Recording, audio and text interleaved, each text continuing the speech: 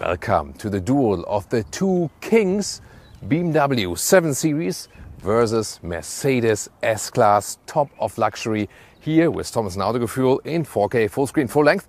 Let's go. Design-wise, here the new 7 Series, relatively high in the front, rather angular design, split headlamps and this huge double or even mono kidney. What do you think?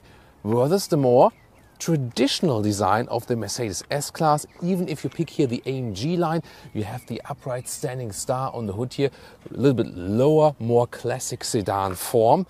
Yeah, that's already a huge difference in the front. We'll tell you all about the technology, driving ourselves and also being driven, the chauffeur driving experience, everything coming up now. Turning indicators. Here with the BMW we have this pulse effect, like a heartbeat.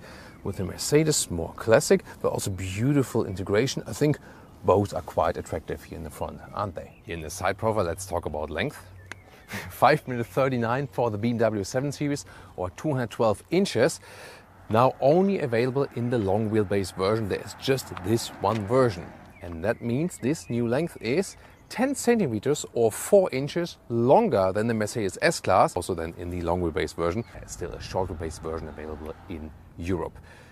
However, technology advantage for the Mercedes S-Class, both offer rear exit steering, but the S-Class up to 10 degrees. The rear wheels turn into the opposite direction than the front wheels. With BMW is maximum 3.5 degrees, and that makes the S-Class, in parking in and out, basement, garage and so on, so much more agile. Visually, by the way, yes, we have AMG line versus the M Sport Pack, so very comparable. It's just that we have smaller wheels on the S-Class today, 19-inch in an aero design, 21-inch with the BMW 7 Series. In the rear, the design difference is very obvious once again. Contemporary with the 7 Series, but more angular design, and then a more timeless classic sedan rear for the S-Class. Which one do you like better? Here, as for the rear lamps, actually more stretched here and slimmer with the BMW. Let's take a look at the turning indicators. Both have spectacular functions. With the 7 Series is more this pulse effect once again, and with the S-Class we have these, these three-dimensional vertical elements inside. Looks also really lovely, doesn't it? Air suspension, by the way, is equipped with both. Key comparison. I think both have something, right? Galvanization feels a little bit more premium than the BMW, is a little bit slimmer, but you can also get this computer key at BMW. Both also offer soft close, but let's still compare the door closing hammering sound. Really subtle with the 7 Series. And with the Mercedes here, the handles fold out, and then let's listen. Also sounds good, but there I think the 7 Series sounds a little bit better. But here also then soft close possible. Seating position in the S-Class, although from the outside it looks lower, the seat itself is more plush. You sit kind of like on the seat, I would say. Steering wheel, you have a little bit more capacitive BS buttons here. In the BMW, it's a mix, I would say. And the animal skin alternative here in the S-Class is just one option with fabric. But overall, the seating comfort, will be very interesting when I directly switch now to the 7 Series. Seating position in the BMW 7 Series, G70 new generation, really super comfortable. The seats give you enough side support. At the same time, they don't cage you in too much. So great compromise. And also this whole driving position, relatively low still, it gives you the feeling that this is still a driver's vehicle. Seating materials, by the way, there's also the so-called Veganza material available. It's a development of Sensatec. And in Germany for all versions, in the UK for the i7, in the US only for the petrol engines. Strange decision, but they have this material on a lot of markets, and it's really, just looks the same like this one here, and it's really great. Interior cockpit overview, super clean and high-class materials. The only thing that doesn't feel that good is here, awesome at night with the ambient lighting. It's really amazing, but when you hit the turning indicators, also looks nice, but when you really deeply press it, that's not that cool. But that's kind of like the only flaw. Everything else, what you look, what you feel, it's really high class. Just then again, a lot of blinding by the light here, for example, on the left side, or maybe also here in the lower part with this crystalline lever, stuff that looks cool, but then is giving you some flashes. It's good that in the lower part we can still control the infotainment system with that one. Everything else then also via touch, and also the AC unit via touch. That's what I dislike with both vehicles. Steering wheel I prefer here with the 7 Series because these buttons are kind of integrated as one, but they still give you good haptic feedback, and this then is for real for adjusting the speed. Instruments, modern and clear to read, and you can also change the whole layout. Both vehicles come with a head-up display, here the more subtle one in the 7 Series. Infotainment system in the BMW, horizontal layout. You can argue about the hardware layout and also about the software layout, but what you can't argue about is that the BMW system is more responsive, quicker, and so far showed no errors or bugs at all. This is here the Apple CarPlay integration, Android Auto as well, but both only wireless here. Interior overview with the Mercedes, completely different layout indeed. It's a nice horizontal design element here, and then this screen is vertically attached basically. More high gloss black piano lacquer use. They both have that, but Mercedes just a little bit more here. So the quality of the materials is to me a little bit lower than in the 7 Series. With the digital instruments in the Mercedes, you can still get this classic analog look at least, or like this even more, so you're a little bit more flexible and also in the color schemes. And the head-up display available in 2 different trims, and the second one also with augmented reality, and oh cool, it's always nice to see the star here, right? Mercedes has more fancy features. For example, when you switch the digital instrument view, also the infotainment system view changes. So yeah, then you can find your personal favorite style for your S-Class here. The AC unit is still integrated here also, and well, you can reach it better while driving, so that's better accessible here than in the 7 Series. The infotainment system overall is less responsive overall and has sometimes a little more failures here and there, but the overview here is a little bit better, so definitely pro and con. For example, you can also play with the colors of the ambient lighting. That's also really impressive here. Rear seating comfort here in the S-Class. You feel that the bench is a little bit stiffer actually from the material. So the 7 Series comfort in the rear to me a little bit better. However, what I found better here is easier setup, for example, to control the different sun blinds, just here with the window levers up and down, and also for the sun blind behind me or something, it's just a press of a button, and also to push the front seat forward here, just a press of a button, and I don't have to go in the screen or something. This is just easier to me, and while I let this one here unfold, let's compare when I'm driving here behind. I'm driving here in the seat, still a lot of legroom, of course, just a little bit more than with the G70 BMW 7 Series. And when I can test here the executive driving position now, it is fine for me, but in the Audi A8L and in the BMW 7 Series, I can stretch my legs a little bit more, you know. It's fine, but you feel there's some length difference. It's luxurious enough, definitely. Also here with this middle console, there I can also control everything here in the screen if you like, or use these internal screens, but they're also just an option. The Mercedes sunscreens, they are split in front and rear, and the difference then is that, well, you have this barrier there in the middle, but the front one you can actually open. Rear seating in the BMW, it's extremely comfortable in here, even with the base bench setup. So plush materials and so on, and good ergonomics underneath the seat, and you feel like you have this single seating. Although you have the through bench, you just have more legroom here in the BMW 7 Series. And you can also go for this executive pack that you can hire the calf rest, and you can also go for the optional screen here in the top part, the theater screen. Not really necessary, I would say. Rather use your own iPad or smartphone and so on. But you have more legroom also stretched out in this executive package. And overall, just more comfort here in the rear in the 7 Series, I feel. The basic controls, however, even here of the sun blinds, are all digital here in this screen, and that makes things more complicated, I feel.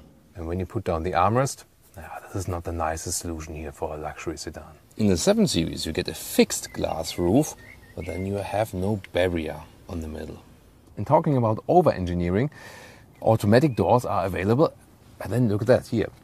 This is to open it from the inside, just like the first push, then this would be the emergency fail-safe manually opening, and this is the fully automatic opening and closing function. Pressing it here, attention, there we go. Trunk or boot comparison. There's a button here for the 7 Series and underneath here for the S-Class. Liter figure-wise, 550, 540 for the pure combustion engine versions to compare, kinda equal. Here the S-Class, one thing I do criticize is the sound of the closing and opening mechanism. Just doesn't sound S-Class-like. That's maybe hardly C-Class or something, you know what I mean? But actually good space in the width. Here it's just a little bit higher because there's the hybrid battery underneath. So in the pure combustion engine one, it would also be deeper. The length here is just a little bit shorter than with the BMW 7 Series. So here this is a meter or 40 inches, and there the BMW is just a little bit longer. But then again, it's a little bit more narrow right here. So both overall comparable. Just the closing sound, it's a little bit more premium here with the BMW. Listen to that. Engines, I love it when they have gas struts. Cool shot, right? So they have something in common and also something else is different. Well, they both have 3-liter 6-cylinders, petrol and diesel. Then also 8-cylinder petrol engines, 4.4 liter for the BMW, 4 liter for the Mercedes. Special to the S-Class is that in the Maybach version they offer a V12 and the plug-in hybrid models each. Mercedes has the bigger battery in the PHEV. And then the 7 Series is available as i7, so the pure electric version of the 7 Series is basically the very same vehicle, whereas Mercedes goes with the EQS, which is a separate vehicle then.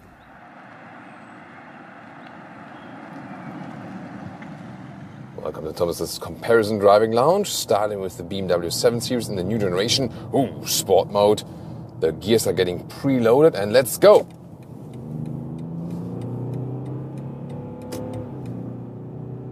Well, that was 70 to 120 kilometers an hour acceleration. Stopped by this Seat Ibiza. Let's go again.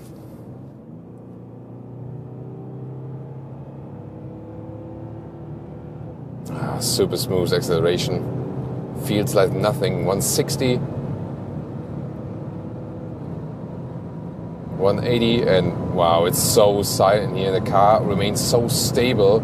Incredible. 200 kilometers an hour, 125 miles an hour. It really feels like driving a normal vehicle at 100 kilometers an hour or 60 miles an hour. This is, yeah, pure perfection on the German Autobahn here. Wow. I mean, it doesn't shake up at all. Really calm on the steering wheel at the same time. It has a good steering and natural steering input. Recently, one of the best steering inputs at BMW, I really have to say. You know, I always criticize the 3 Series steering input, which feels to me a little bit less natural. The BMW SUVs are also quite good, but here I really like it, you know. So it remains calm when you're driving really fast, but at the same time it has no dead zone area, really cool. And for this large luxury sedan, you still get a somewhat sporty feeling, and that is actually what BMW is about. That even if you buy this large luxury sedan, the focus is still driving yourself. You know that sometimes the case is that owners here are being chauffeured during the week and then they drive themselves on the weekend. Me personally, I think I would always drive it myself. Or what about you? Tell me in the comments. Yeah, it's really something to enjoy. Suspension here is a little bit stiffer in the sport mode than standard air suspension, but still, it's on a very good comfort level, so really, really good compromise. The sophistication of the ride has even been increased in this generation. Lane change here feels really nice and sporty, super smooth, and putting in the turning indicators is so much fun. This feedback, you know, you hear this clicking sound, really good haptic feedback. I'm really glad to have that because we've seen it.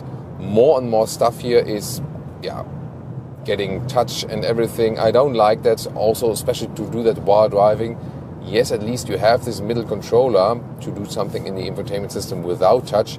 But the climate unit, I tend to control the climate unit while driving. Not sure what about you. Some leave it on 22 degrees Celsius or 72 degrees Fahrenheit and automatic, and that's it. But others do change it, actually. Wow. You always have good power also from the engine. Here a pure 6-cylinder today, we have the diesel today, but this comparison test here is not about comparing the engine versions, it's more about the overall vehicle and the driving feeling. And here really have to say the core essence of the BMW is it is still a driver's car, although it is this luxury sedan. What about when we change the motorways? That's always a very interesting part. Here we go. Sport mode, yeah, there you feel the weight of the large luxury sedan now. So especially when you're a little bit faster and in these corners, you can't deny that it's not a sports car, you know. But for this segment, that's what I'm saying, it still feels pretty sporty. At low speeds, by the way, the rear axle steering, if you have that package, plays a large role. Parking in and out, you really need that when you have a tight parking spot or basement garage or something. That massively reduces the turning circle. That's pretty cool.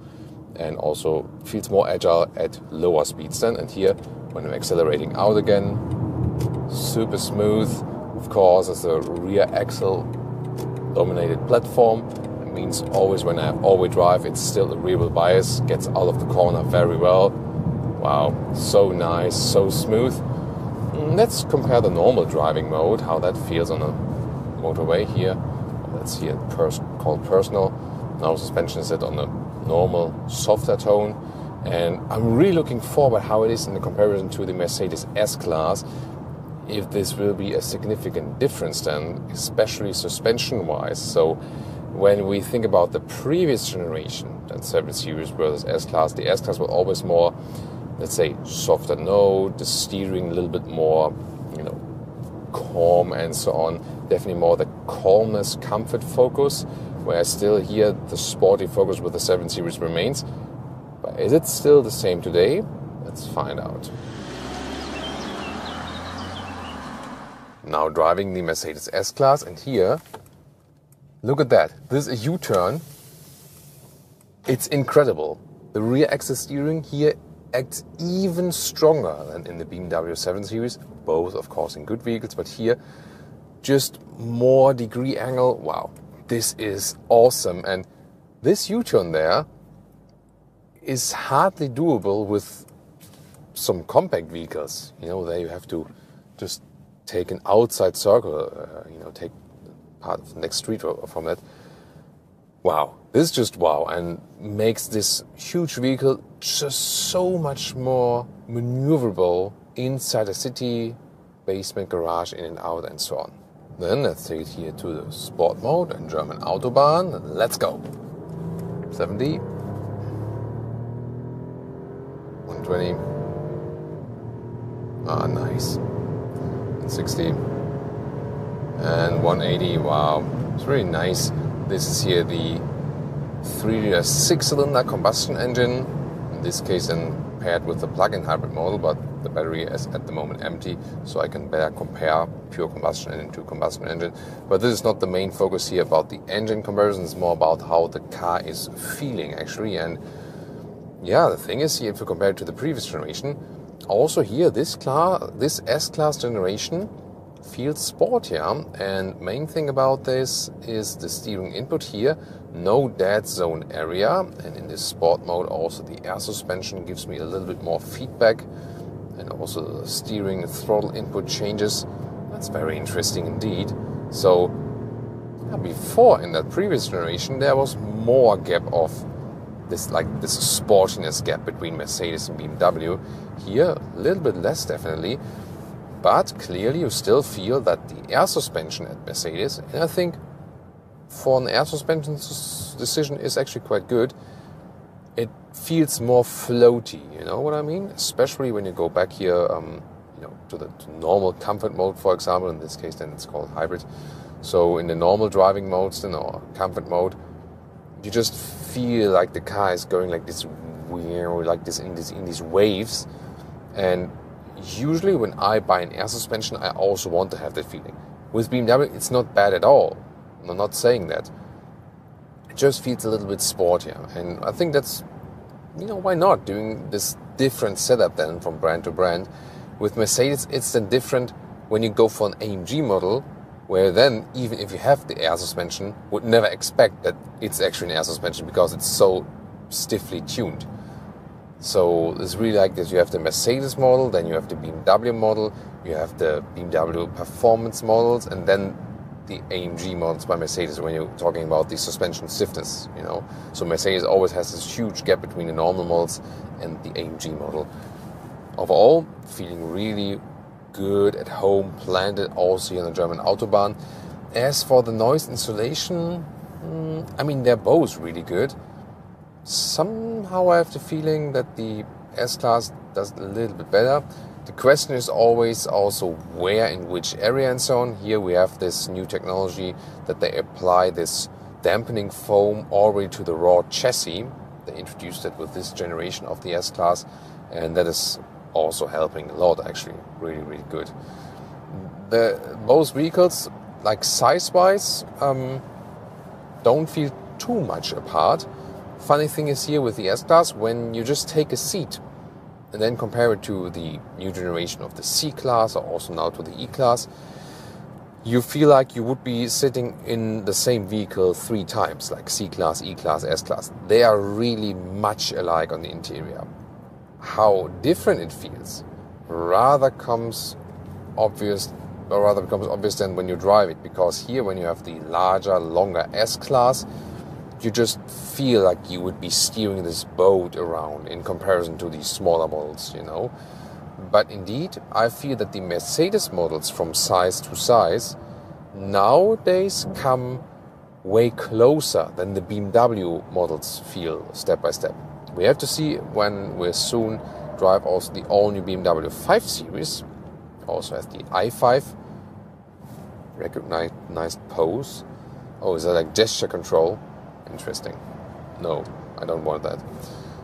That's the thing about these new vehicles. Something is always happening randomly. So we'll soon also compare the 5 Series and 7 Series, of course, and then we'll see if that still is the case, what I said now. But definitely very interesting. Here, lane changes. There you feel the floatiness of the suspension definitely a little bit more. Yeah, maybe you already see that on camera, you know, and that would not happen in the comfort mode of the BMW. So yes, what I was suspecting, that there is still more this sporty emphasis in the BMW and here more this comfort floatiness emphasis in the S-Class. It is still the case, but not that much. So here in the S-Class generation, they made it a little bit sportier. Another difference is also with the BMW, we had 21-inch wheels. Here we have today 19-inch wheels. This is also making a huge difference. So if you want more comfort or more sportiness, that always also depends on the wheel choice. So you should watch out for that and pick the wheel size then according to your liking, what you appreciate more, the comfort or the sporty side. Now it's getting really interesting. Let's see here, switching motorways. Of course, you feel the weight of the vehicle, but the rear axle steering is evening that out a little bit. Interesting. So, that was actually quite good. So, the peculiar thing here is that the S-Class from suspension setup doesn't suggest that it's so sporty, but when you then speed it up a little bit more and push it into the corners, it feels astonishingly light. So, you really have to differentiate here, you know. So the BMW is suggesting more sportiness and is also sporty, but somehow I also felt that when you push it into the corners, you feel the weight a little bit more. And here the S-Class doesn't have the sportiest suspension setup, but when you push it into the corners, it's sportier than you think. So that's also something interesting. Whoa. Yeah, good acceleration out here, of course. And the same thing applies to the S-Class. When you have an all-wheel model, you always still have a rear wheel bias because of this base setup of the vehicle. So now I keep my hands on steering, but I'm not steering. Car is doing that for me. There we go, automatic lane change complete. I wonder about you, what do you think? Is that really a useful feature, or would you just rather do that yourself? That's what I said.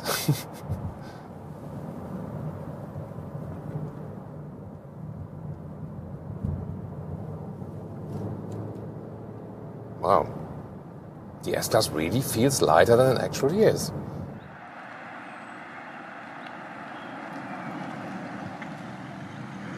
And of course, we also have a being chauffeured comparison, starting here with the 7 Series. And interesting is that when you have these turns at slow speeds, you feel the rear axle steering even more when you're sitting in the rear. That's very fancy, right? This middle console and some cup holders. We can also put the smartphone here, for example. And this is a little bit weird solution here, right? Yeah. However, it's really comfortable here in the rear.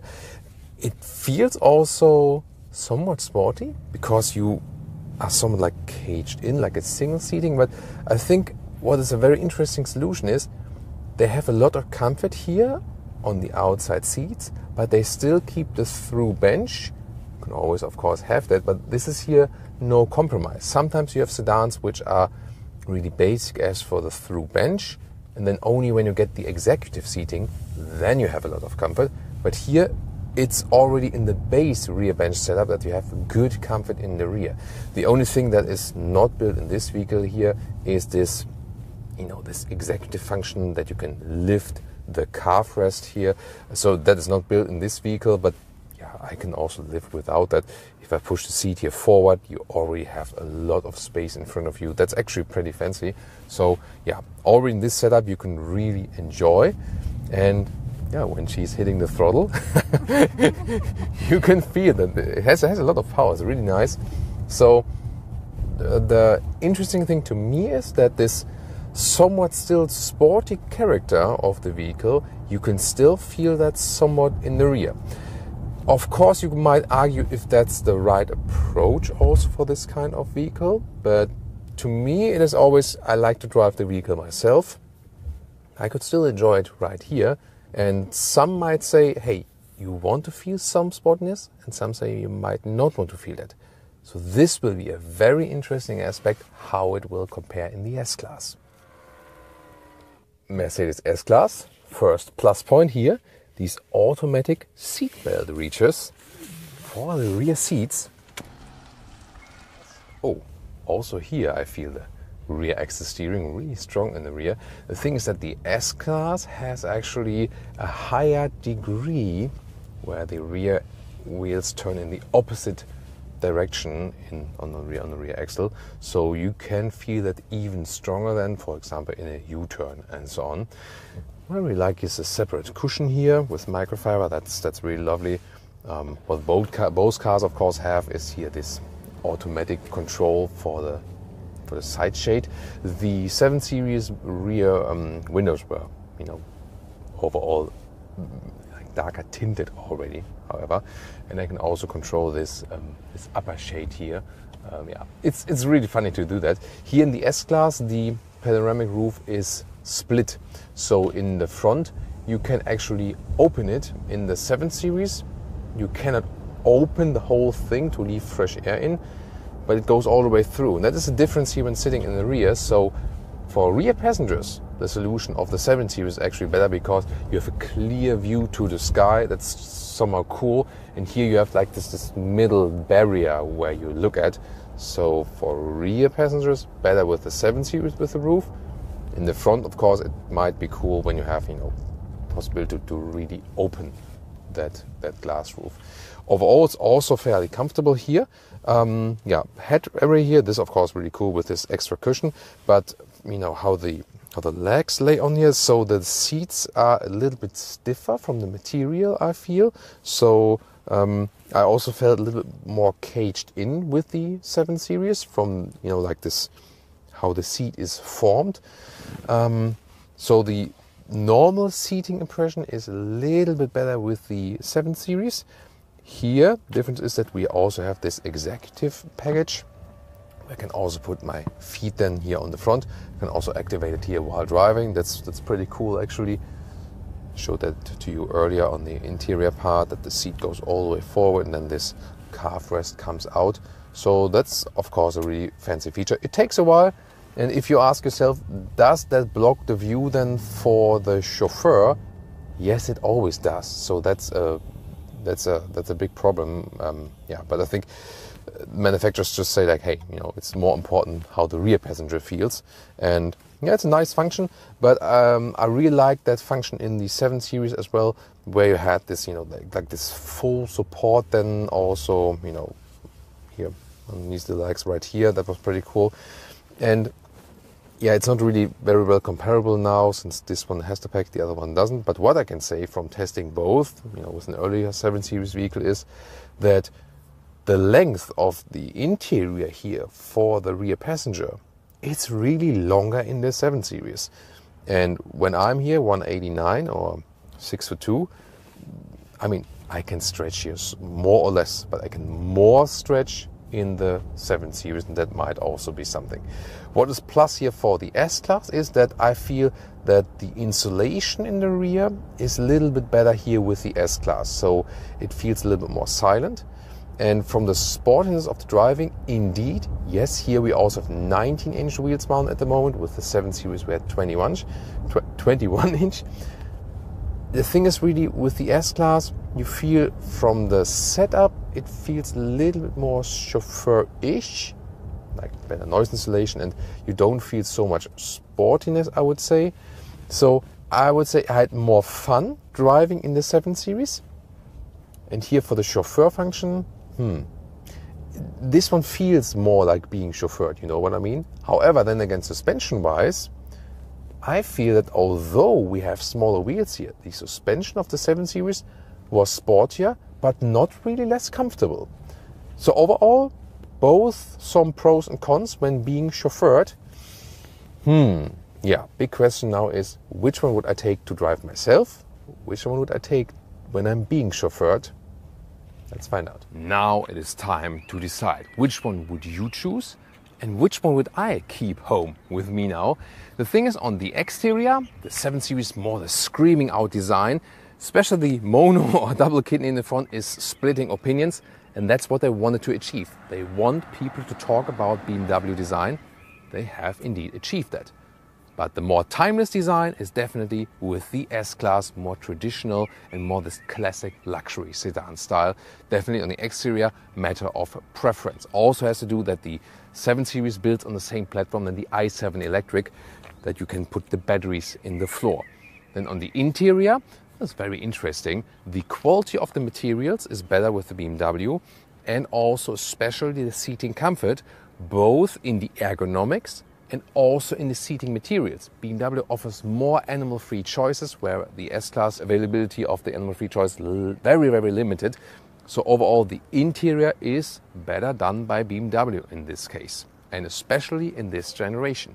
Driving-wise, a bit of a surprise indeed. So on the one hand, in driving, the S-Class is a little bit softer from the suspension setup, so that kind of clears the, you know, we're expecting, yeah, the BMW drives sportier than the Mercedes, and the Mercedes is more comfortable.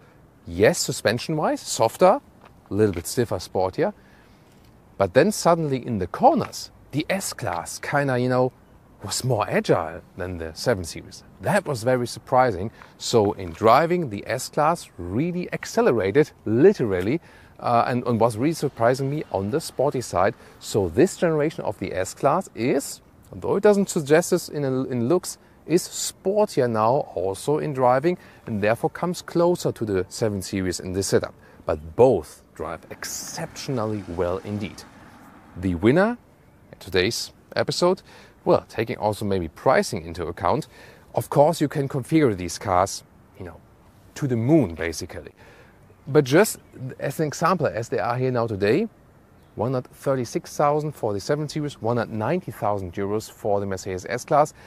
Yes, if you then put comparable engine variants and spec this one a little bit higher, you can of course even that gap a little bit. So we always have to take that one into account. But pricing is maybe also not the most crucial thing about this one. To me, the crucial thing today is indeed not the exterior. That's a matter of preference. But the interior seating comfort, especially from the ergonomics, is just better with the BMW. And therefore, I feel more comfortable both driving and also sitting in the rear. That's why it would be the choice here with the BMW today.